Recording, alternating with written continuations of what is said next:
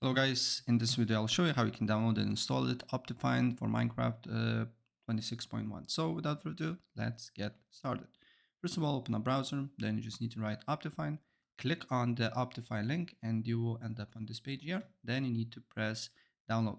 Then you should see OptiFine, as you can see here, 26.1, and then you just need to press download.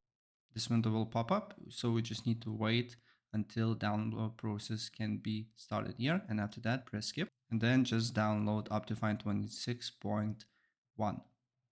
Also make sure that you are running latest Java version here, so you just need to go to java.com and download for desktop, right? And once you do so, then you can completely close, you need to completely close Minecraft launcher and Minecraft launcher, make sure the latest Java is running, and then you just need to basically press on the OptiFine file and install it. It will take you a couple of seconds. And then you will have it latest OptiFine, and then you can play it. So as you can see here, it's preparing. And yeah, that's basically it. So if I help you out, please press like and subscribe for more. Take care.